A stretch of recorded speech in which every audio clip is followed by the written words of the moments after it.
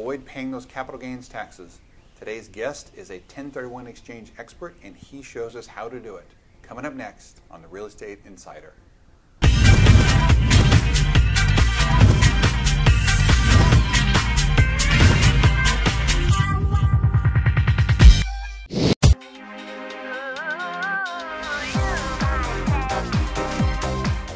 Welcome to the Real Estate Insider. Hi everybody, I'm Gary Kurtz, your host and real estate broker with Alon Pinnell Realtors in Menlo Park. Today is Ask the Realtor Day. I get all kinds of questions and emails about capital gains taxes. Even in this topsy-turvy real estate market, capital gains are still on everybody's mind and how to avoid paying them. Well, there's something called a 1031 exchange. And my guest today, Ron Ricard, who is the Assistant Vice President and Sales Manager for IPX Property Exchange, they focus in 1031 exchanges. Ron is the man if you want to know anything about 1031 exchanges. Ron, thanks for being on the show today. We'd love to hear about 1031 exchanges, everything you know about that. What are the advantages, what are the breaks, what are the rules, what are the requirements? Give us everything you know about it. Well, first off, if you want everything I know about it, we're going to take a lot longer than 5 minutes.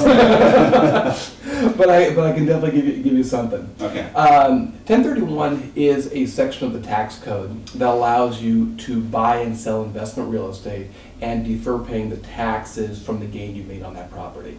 Now, for example, you have a rental house, you've owned that for many years, you have a lot of profit in that property, you want to sell that and buy a fourplex. So you sell the property, you give Gary a call, he lists the property for you. At the close of escrow, the money comes to what is called an intermediary. That's the role that that a company like mine performs. You then go into contract to find the fourplex, the money goes into the escrow and the property closes. In the eyes of the IRS, you sold a piece of investment real estate, you bought a piece of investment real estate, and because you used a neutral third party, which is what the intermediary is, then you get to defer paying taxes on the profit you've made on that property. Now, one thing to note offhand, you are not eliminating the taxes, you're not avoiding the taxes, you are deferring the taxes. Now, a common question here is, well, if I'm just going to pay the taxes, shouldn't I just pay the taxes? And the answer is no, because by doing an exchange, you get to use the government's money for free, because you get to use all the money that you would be paying to the government, and you can use that money to as a larger down payment, in effect, on that property. So by deferring paying those taxes, you typically can buy more real estate or at least get a better leverage on the property.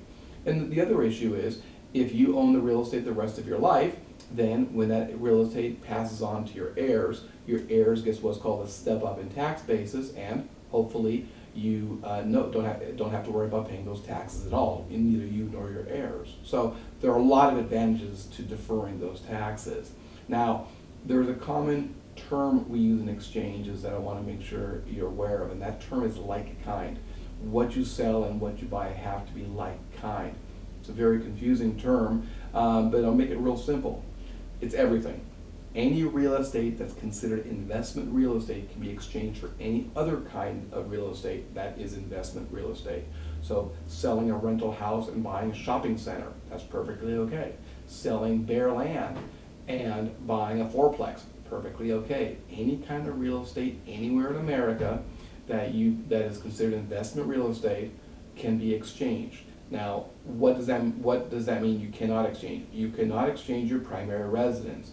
Your primary residence has another tax rule called Rule 121. We could talk about that later. A second home is not considered investment real estate.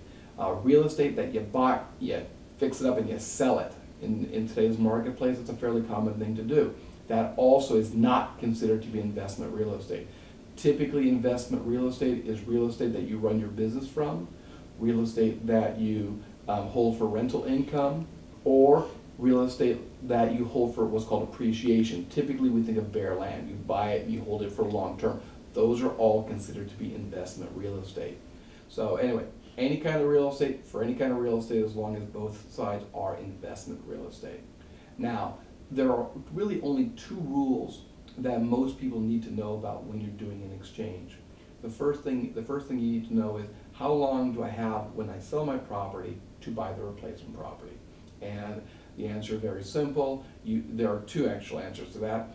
You have 180 days from the day you sell, the day you close escrow on the property you're selling, to the day you close escrow on the property you want to buy, cannot exceed 180 days, which is almost 6 months. But inside that 180 days, there's another requirement. You must identify what you're going to buy within 45 days. So 45 days from the day you close escrow selling your property, you have to identify, you have to tell us, the intermediary, what you are going to buy. There are a couple different rules that you can use to identify property.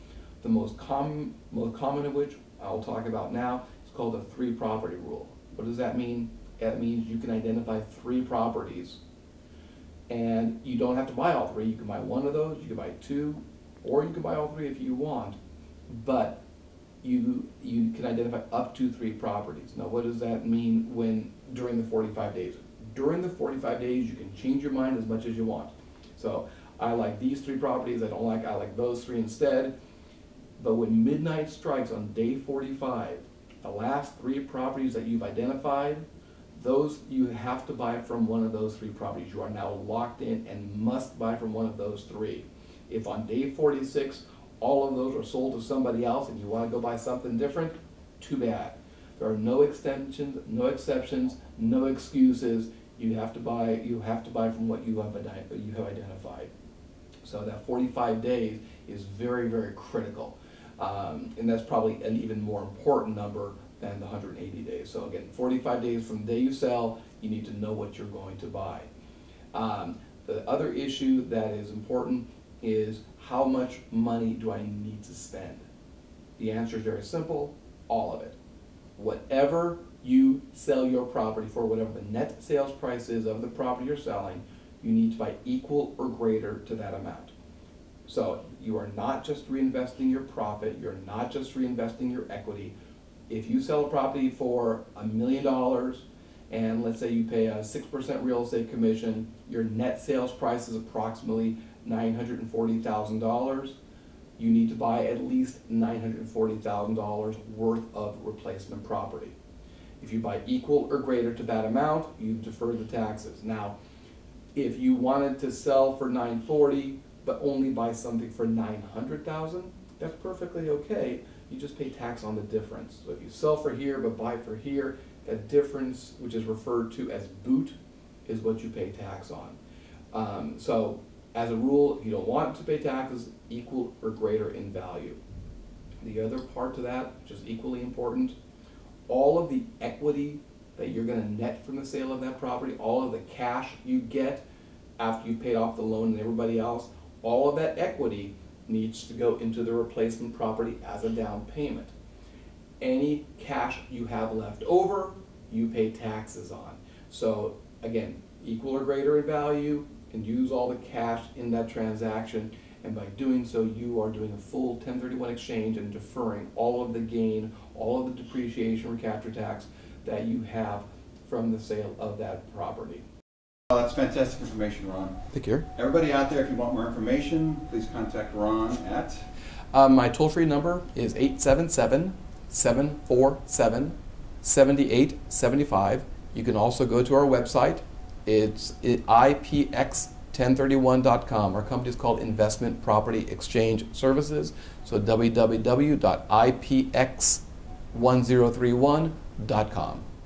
And at the same time, I'll put a link from my website at luxuryrealestateinsider.com. I'll have a link to Ron's site on there as well.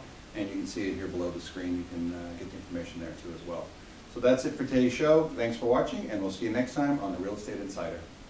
And don't forget, if you're looking to buy or sell property in the San Francisco Peninsula area and need a real estate agent, please contact me at any of the numbers listed here on the screen. I'd love to help you out in your quest for real estate.